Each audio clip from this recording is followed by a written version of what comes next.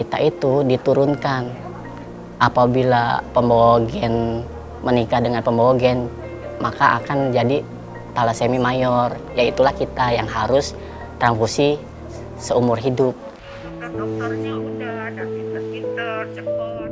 Dokter yang begitu pengalaman dan nurse-nurse yang begitu baik hati. Saya betul-betul dikontrol selama 24 jam dan ini membuat keluarga saya menjadi lebih tenang. Halo sahabat RSUI semua, saya di sini Nurdin Mulyana, pasien talasemi. Talasemi itu ada komunitasnya, yaitu POPTI, Perhimpunan Orang Tua Penyandang Talasemi Indonesia. Di Depok kita memiliki cabang yang bersekretariat di wilayah Depok. Kebetulan saya salah satu dari koordinator pasien talasemi yang menghubungi antara pasien dan rumah sakit. Saya pelayanan di RSUI ini dari November 2021. Waktu awal saya transfusi atau kontrol di RSUI itu sebenarnya sih karena RSUI pertama ada dokter spesialis hematologi onkologi untuk anak dan dewasa.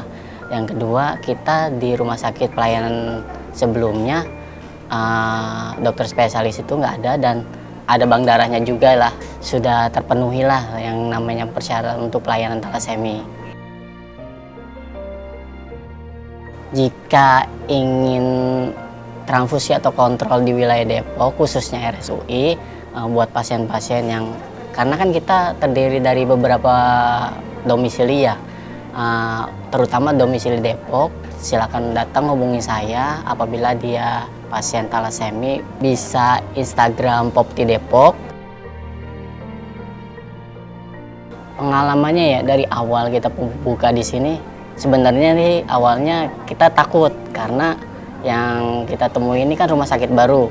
Takutnya itu terbentur sama pelayanan yang rumit, ruwet segala macam. Tapi setelah saya masuk ternyata enggak. Kita dapat sambutan yang baik dari nurse-nya, dari pihak administrasi. Mungkin di awal administrasinya agak rumit karena ada beberapa yang harus dipersetujuan. Saya bukannya membanggakan RSUI ya, tapi emang pelayanan yang di sini saya alami itu cukup baik yang diterima oleh pasien, karena kita nggak harus mondar-mandir ke sana sini.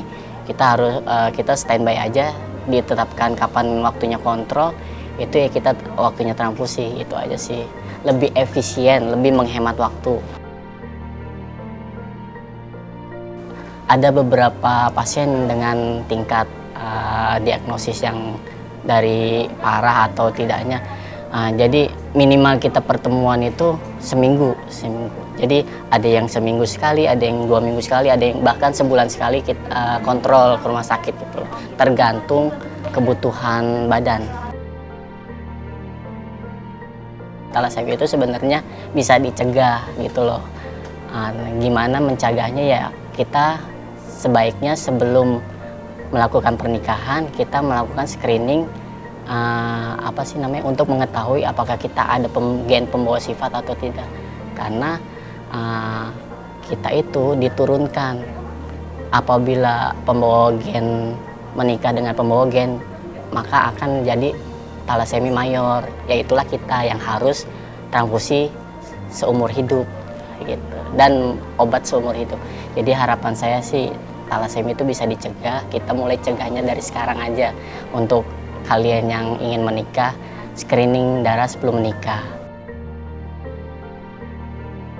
Untuk masalah penanganannya ya, untuk kalian yang sehat-sehat, datang ke PMI untuk mendonorkan darahnya untuk kita pasien-pasien talasemi yang membutuhkan. Karena kita itu kebutuhan minimal per bulannya itu 5-8 kantong per pasien, dan itu pun sangat menghabiskan kantong-kantong darah di PMI. Kalau tidak dari kita untuk peduli yang sesama manusia sehat, siapa lagi gitu.